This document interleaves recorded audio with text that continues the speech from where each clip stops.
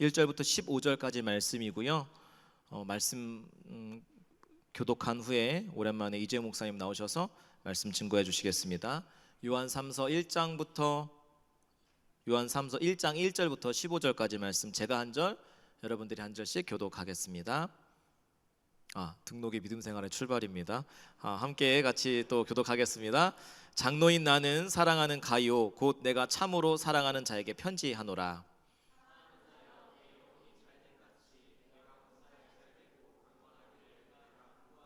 형제들이 와서 내게 있는 진리를 증언하되 내가 진리 안에서 행한다 하니 내가 심히 기뻐하노라.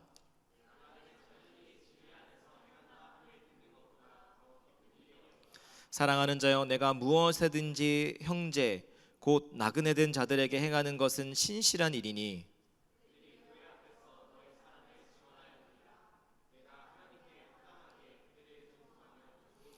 이는 그들이 주의 이름을 위하여 나가서 이방인에게 아무것도 받지 아니함이라.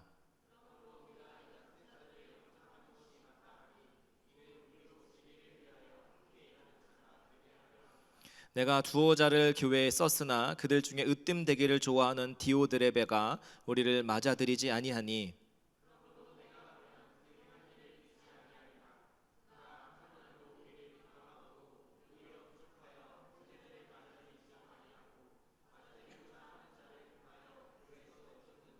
사랑한 자여, 악한 것을 본받지 말고 선한 것을 본받으라. 선을 행하는 자는 하나님께 속하고 악을 행하는 자는 하나님을 배웁지 못하였느니라.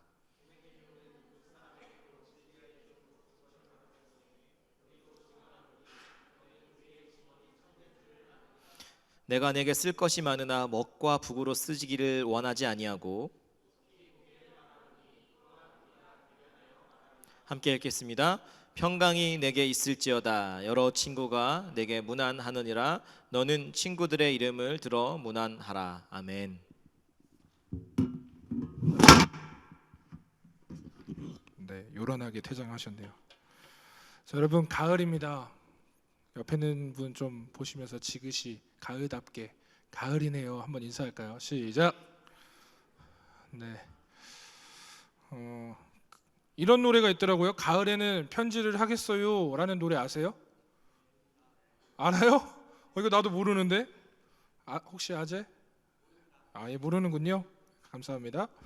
예, 이런 노래가 떠오르는 요즘인데 이제 여러분 정말 오늘 말씀이 편지예요. 그래서 제가 오늘 말씀 준비하다가 여러분들 항상 이 시간쯤 예배 드리는 게 사실 좀 많이 피곤하잖아요. 솔직하게. 그렇죠? 끄덕끄덕 거리잖아요. 거봐요. 그래서 여러분들을 웃기려고 하는 게 아니고 그냥 좀 뭔가 말씀 전에 여러분들의 생기를 조금이라도 붙들어 올리면 좋지 않을까 해서 한번 준비해봤는데 이런 예화가 있더라고요. 들어보세요. 어떤 형제가 한 자매를 너무 좋아했어요. 그래서 형제가 그 자매에게 사랑을 고백했는데 근데 자매 쪽에서 전혀 반응이 없는 거예요. 혹시 그런 형제들이 있다면 잘 들으세요.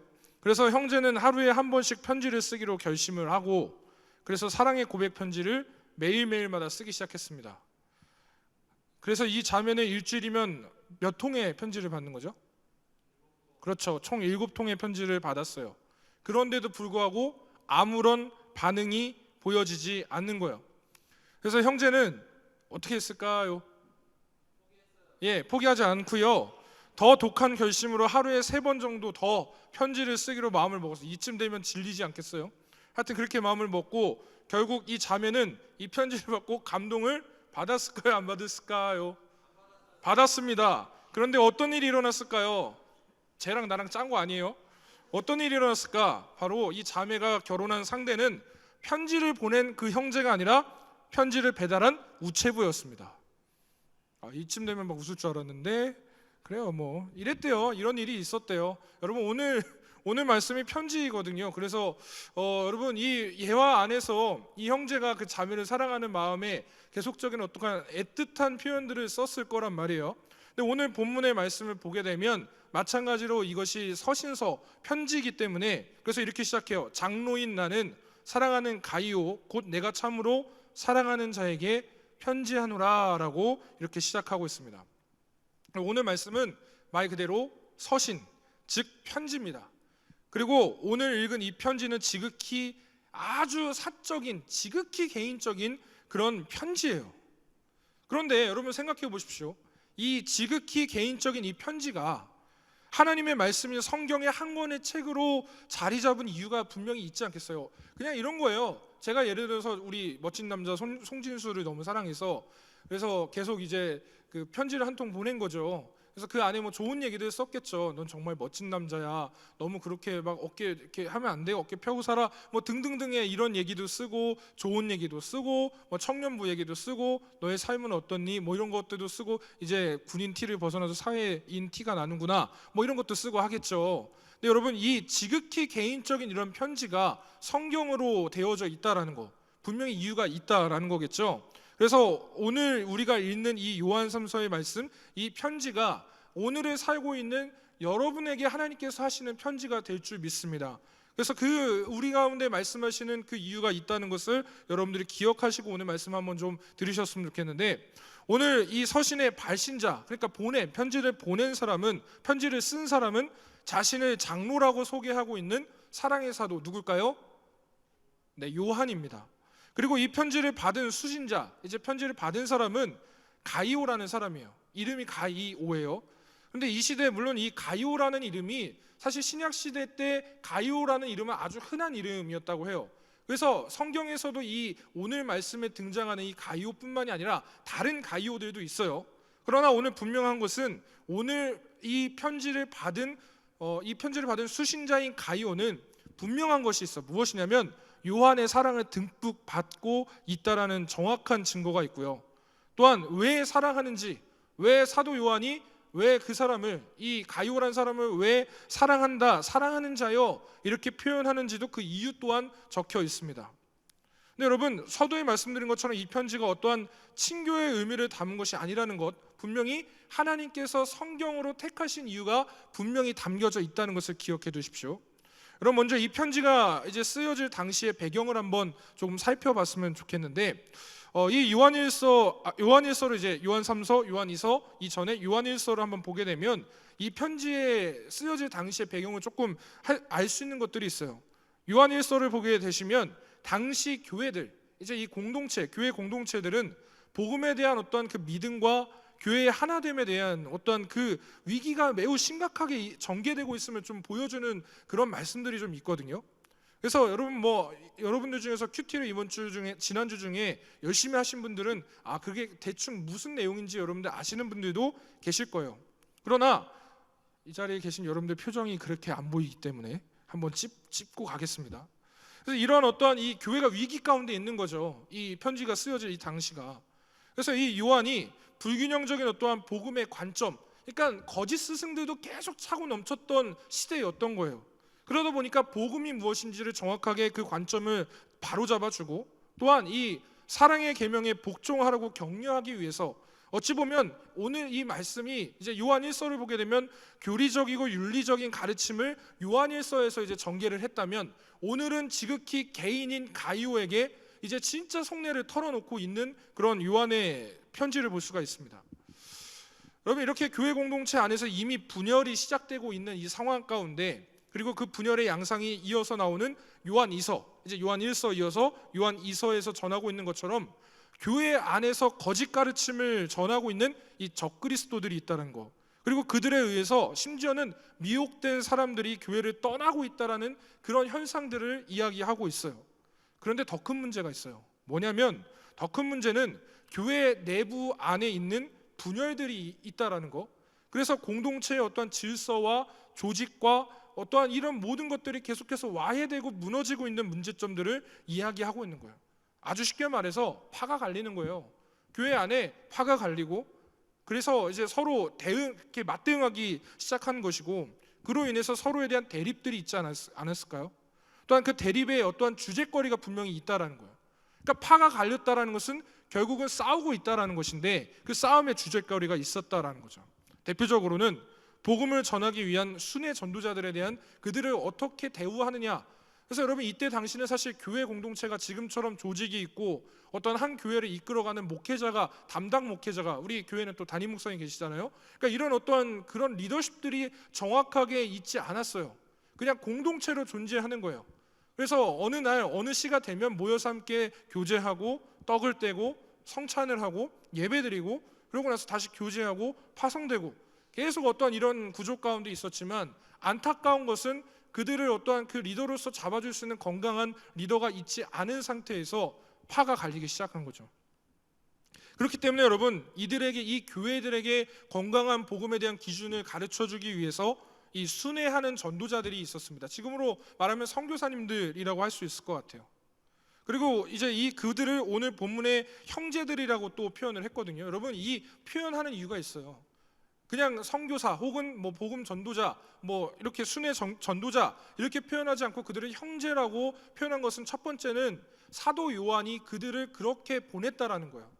그리고 또 한 가지는 받는 교회들도 그들을 가족처럼 대해야 된다라는 어떠한 그 유추할 수 있는 내포적인 어떤 그 개념이 이 안에 있다라는 것인데, 여러분, 근데 이 파가 갈리면서 일어나는 어떤 현상 중에 그들이 싸웠던 주제거리 중에 하나가 뭐냐면, 이 순회 전도자들이 인정해야 되냐, 그래서 그들을 받아들이고 그들을 섬겨야 되느냐, 또 반대로는 그렇지 않다라는 사람들도 있었다는 것이죠.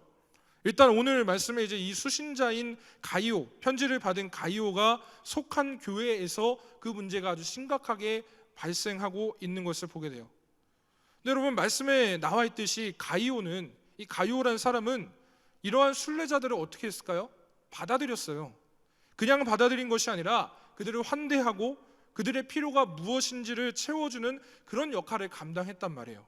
재워주기도 하고 먹여주기도 하고, 또 때로는 그들이 정말 필요한 것이 무엇인지를 알고서 그들을 채워주기까지 했다라는 것이죠. 특별히 요한이 보낸 순례자들에게도 그가 할 수 있는, 가이오가 할 수 있는 모든 정성을 다해서 섬겨줬던 것을 요한 또한 잘 알고 있었습니다. 어떻게 보면 여러분, 우리가 생각했을 때는 아니 그거 당연한 일 아닌가? 혹은 또 누구나 할 수 있지 않겠는가? 뭐 나도 할 수 있겠네, 그 정도는. 근데 여러분, 당시 상황이 그렇지 않다라는 거예요. 자세한 이유는 조금 후에 한번 살펴보도록 하고요. 오늘 말씀에 이 등장하는 사도 요한, 그리고 이제 그 가이오를, 이 사도 요한이 가이오를 부르는 데 있어서 그에 대한 마음, 이 사도 요한이 가이오를 어떻게 바라보고 있는지 그 마음을 수식하는 말이 있어요. 말씀 한번 보시게 되면, 여러분, 가이오를 지칭할 때 그냥 이름만 쓰지 않았습니다. 뭐라고 부르고 있을까요? 한번 말씀해 보세요. 뭐라고 부르고 있죠? 사랑하는 자. 옆에 있는 사람 보면서 사랑하는 자 해보시라고요. 옆에 있는 분 보면서 사랑하는 자. 예, 그렇게만 하면 안 되겠다. 사랑하는 자요, 이렇게 한번 불러보세요. 예, 러블리한 사람. 이렇게 여러분, 가이오를 사도 요한이 그냥 일반적인 어떤 하나의 성도로만 보는 것이 아니라 정말 진심으로 그를 사랑한다라는 어떤 고백 안에 사랑하는 자, 사랑하는 자요, 이렇게 가이오를 지칭하고 있습니다. 그러면서 그에게 세 가지 축복을 빌어주죠. 한번 오늘 본문 2절의 말씀 한번 보실까요? 이 말씀 너무나 유명한 말씀인데 한번 읽어보겠습니다. 시작. 사랑하는 자여, 내가 범사에 잘되고 강건하기를 내가 간구하노라. 여러분, 이 말씀이 되게 대표적인 축복의 말씀 중에 하나인데요. 특별히 목사님들이 이 말씀을 가지고 많이들 축복하세요.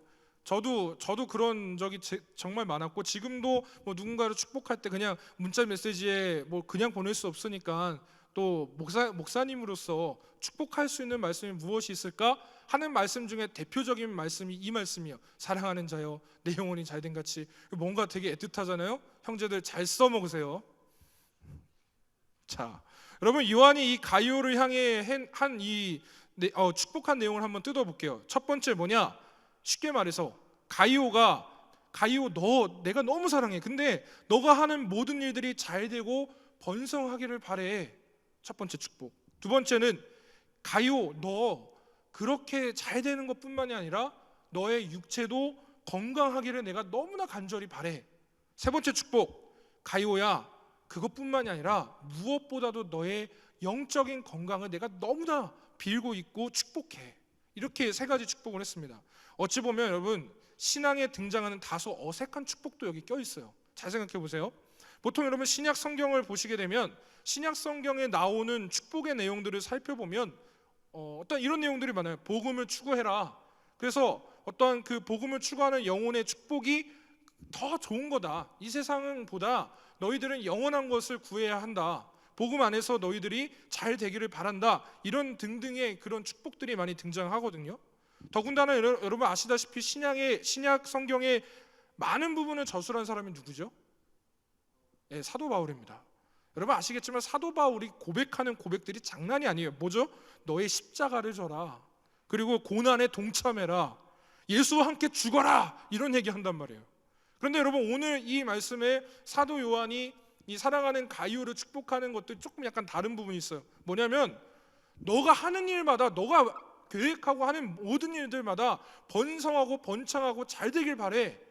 약간 세속적인 축복일 수 있거든요. 근데 신약 성경에 거의 등장하지 않는 이런 축복들이 등장해요. 또 뭐가 있냐면 어떠한 영적인 축복 그것뿐만이 아니라 너의 육신까지 좀 강건했으면 좋겠어. 그렇게까지 이야기하는 거예요. 여러분 신약 성경을 한번 잘 보세요. 보시게 되면 계속적인 어떤 우리 가운데 요구들이 있습니다. 말씀의 요구들이 있어요. 그래서 이 땅에 관심을 갖는 어떤 삶이 아니라 그렇다고 이 땅이 허무하고 너희가 이 땅에서 열심히 살면 안 돼 이게 아니에요. 오해하지 마세요. 여러분 공부 열심히 하셔야 되고 여러분 좋은 취직 자리 잘 가셔야 되고 좋은 배필 만나서 잘 결혼하셔야 되고 아멘도 안 하시고 다 뭔가 있나 보네. 여러분 다 잘 되셔야 돼요. 정말 여러분 잘 됐으면 좋겠습니다.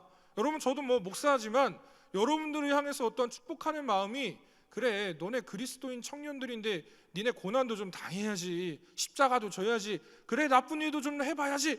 여러분 절대 제 마음도 여러분들을 향한 축복이 그 마음이 아니에요. 저도 여러분들이 더 잘 됐으면 좋겠고 더 좋은 어떠한 여러분들이 원하는 직장에 기도하는 그 기도 제목들이 잘 이루어졌으면 좋겠고요. 진짜 좋은 사람 만나서 저처럼 좋은 아내 만나서 좋은 행복한 가정이 이뤘으면 좋겠어요. 그런데 여러분 신약에 나오는 많은 내용들이 복음 안에서 어떤 우리 영적인 것들을 추구하다 보니 어떤 그 표현 안에서 우리가 오늘 이 만나는 이 세 가지 축복의 이 요한삼서 1장 2절의 말씀이 약간 어색한 부분이 있다는 거예요. 근데 여러분 이렇게 아주 디테일하게 축복을 하는 이유가 분명히 있지 않겠어요? 여러분 우리가 기억해야 될 것이 있습니다. 사도 요한이 가이오를 이렇게 칭찬하고 축복하는 이유가 분명히 있다는 거. 그 이유가 무엇일까? 우선 가이오의 이 행동 중에 삶의 모습들 중에서 그의 선행이 많은 사람들에 의해서 이미 잘 알려져 있는 상태예요. 그러니까 가이오 딱 하면은 아, 저 사람 정말 선행을 베푸는 사람, 너무 따뜻한 사람, 너무 좋은 사람 이렇게 알려져 있는 사람이었어요. 그런데 여러분 그가 하는 그 선행의 이유가 있어요. 자신의 어떠한 이름이 알려지기 위한 선행이 아니라 본문의 3절과 4절의 말씀을 보게 되면 그가 이 선행을 이루는 이유가 바로 진리 안에서 내가 행하는 것이다 라는 것에 대한 증거가 있습니다. 여러분 이 표현을 잘 살펴보니까 이 원어에 보니까 이 진리 안에서 행한다, 가이오가 선행을 행한다라는 이 말의 뜻 안에 현재 시제와 현재 분사로 이것을 표현하고 있거든요. 무슨 뜻이에요? 그가 복음의 진리 안에서 행하는 이 선행이 과거에만 머물러 있는 것이 아니라는 거예요. 그가 예수를 만나서 감격했던 그 옛날에 머물러져 있는 것이 아니라 그는 지금도 이 편지를 쓰고 있는 지금도 진행하고 있다는 것을 강조하고 있는 것입니다. 우연히 한두 번 행한 것이 아니라는 거예요. 반복적이고 또 습관적인 것으로 진리 가운데 있는 그의 신앙적인 진짜 모습을 보여주고 있는 거예요. 여러분 사람 앞에서 그런 척하는 건 어렵지 않아요. 사람들 앞에서 내가 뜨거운 척하고 내가 선행하는 척하고 하는 거 어렵지 않다니까요. 그러나 가이오가 그 중심 안에 있었던 것은 바로 진리였습니다. 그가 처음부터 시작해서 지금도 이 어려운 일들을 진행할 수 있는 이유는 한 가지예요. 그가 복음의 진리 안에 들어가 있었기 때문에 가능한 것입니다. 여러분 이러한 부분들을 보게 되면 가이오의 신앙의 중심을 볼 수가 있어요. 그의 중심이 무엇이었습니까? 복음이었습니다. 복음의 진리 안에 거하는 사람이 가이오였고 그의 모든 행동 하나하나가 주 안에서 행하는 것이었어요. 여러분 이 가이오의 선행이 어떻게 보면 그의 신실함을 보여주는 증거였고 그는 그러한 일들을 통해서 그가 복음 안에서 얼마나 충만한 자였는가를 말씀이 증거하고 있는 것이죠. 너무 부럽지 않습니까? 어려운 것 같은데 여러분 어떻게 보면 야, 저 사람만 할 수 있는 그런 선행이지 않을까라는 생각을 조금 할 수 있을 것 같아요. 이쯤 되면 말씀을 더 보세요. 그러나 여러분 이게 단순히 가이오가 충성된 것만이 아니라 그의 삶 자체가 복음의 진리 안에 행하는 사람이라는 것을 말씀이 증거하고 있다는 거예요. 이 말이 무슨 뜻일까요? 일부가 아니라는 거예요. 복음이라는 것이. 그냥 우리가 입으로는 복음 하거든요. 그리스도인이기 때문에 복음 안에, 그 복음의 진리 안에 거하는 삶, 여러분들 양육 받아보세요. 복음이 무엇인지를 배우거든요. 여러분들 중에서 이 안에, 아마 이 자리에 앉아 계시는 여러분들 중에서 복음이 뭔지 모르는 사람은 없을 거예요.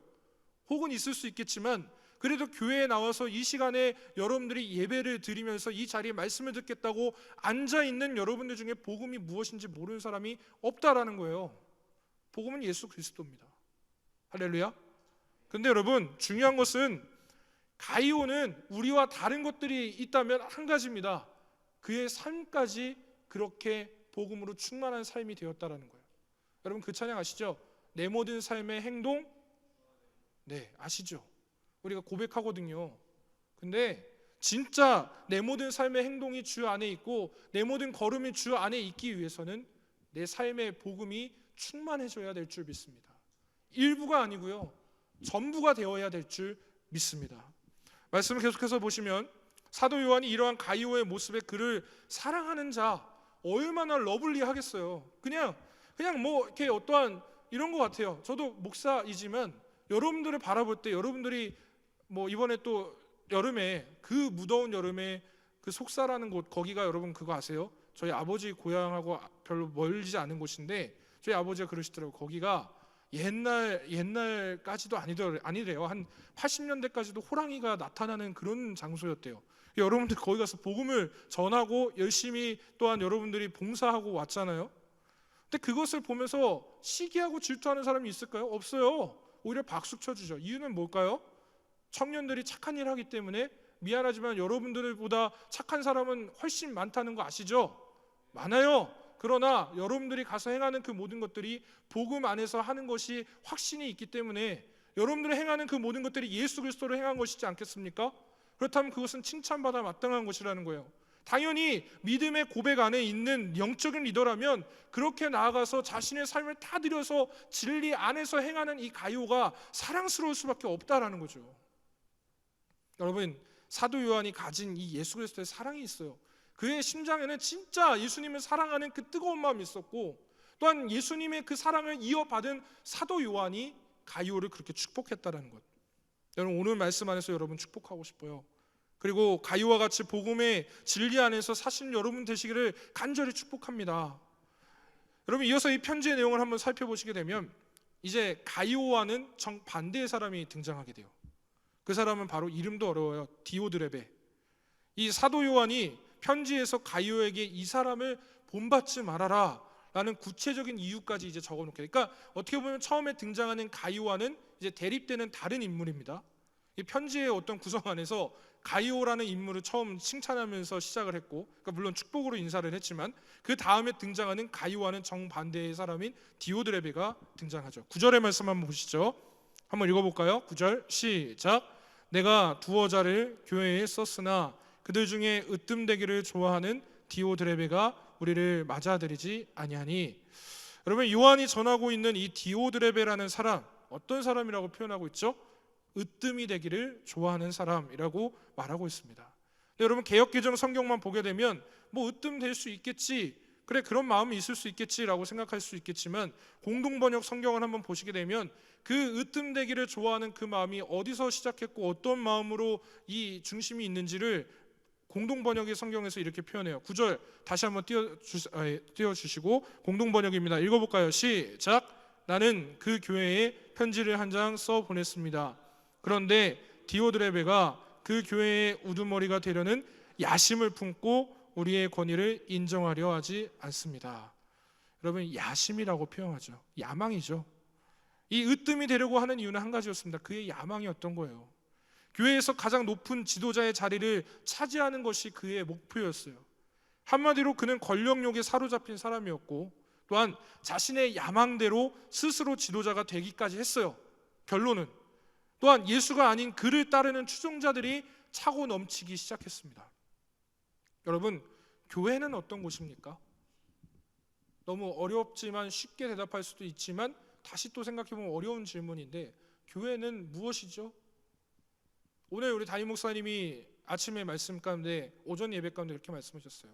우리 교회는, 사랑하는 우리 서부교회는 영혼 구원의 중심이 있는 교회가 되길 소망한다고. 전 그거에 동의합니다. 또 그것을 동의 안 할 수가 없어요. 주님께서 이 교회를 만드시고 이 교회 공동체를 세우신 목적은 영혼 구원에 있습니다. 우리만 좋자고 끝나는 것이 아니에요. 내 어떠한 신앙생활의 하나의 일부가 되기 위해서, 아니면 내 삶 가운데 어떤 이 아름다운 공동체가 있기 때문에 내가 취미생활로 할 수 있는 것이 종교생활이 아니에요. 세상은 그렇게 이야기하죠. 당신의 심신에 연약함이 있으니 종교생활을 하면서 뭔가 여러분 당신의 심신을 한번 다스려 보십시오. 죄송하지만 여러분, 그 목적으로 여기 오셨습니까? 잘못 오신 거예요. 교회는 영혼 구원을 위해서 목숨을 바쳐야 되는 것이고, 교회는 영혼 구원의 열정을 가지고 우리의 사명을 죽기까지 다하는 곳이 바로 교회의 공동체입니다. 그런데 여러분, 이 야망, 으뜸이 되기 위한 이것은 그냥 개역개정에서는 으뜸이 되려고 한다라고 표현하지만 공동 번역에 있는 그 번역이 더 정확할 것입니다. 야망이고 야심이에요. 그의 이 디오드렙의 이런 야망은 교회에서 가장 높은 자리를 차지하는 거예요. 복음이 영화롭게 되는 것이 아닙니다. 죄송하지만 마가복음 10장 44절에 분명히 말씀하시죠. 이렇게 고백하고 있습니다. 너희 중에 누구든지 으뜸이 되고자 하는 자는 모든 사람의 종이 되어야 하리라. 그러나 여러분, 디오드렙의 모습은 어떻습니까? 모든 사람의 종의 모습이 아니에요. 모든 사람 위에 서 있으려 했고, 오히려 자신의 야망이 가득 차서 분별력을 잃어버려서 교회가 교회된 사명을 감당해야 되는데도 불구하고 새로운 사람이 왔을 때, 새로운 교우가 왔을 때 그를 섬기는 모습의 그 본 모습이 아닌, 너는 나의 밑에서 나를 받아들이는, 나를 받쳐주는 그런 존재가 되어야 해. 그 중에 한 명으로 또 다른 교우가 또 오겠죠. 야망과 야심, 그것은 교회를 패망하게 만드는 지름길입니다. 여러분, 그 악행을 사도 요한은 4가지로 전하고 있어요. 뭐냐면, 첫 번째는 디오드렙의, 그 사람은 악한 말로 사도가 보낸 자들을 모함했다. 아무래도 그 사람들이, 사도들이 계속적으로 유입되게 되면 교회 안에서 자기가 리더가 될 수가 없는 거예요. 으뜸이 될 수 없는 거죠. 두 번째는 그는 형제들을 접대하지 않고 오히려 내쫓았다.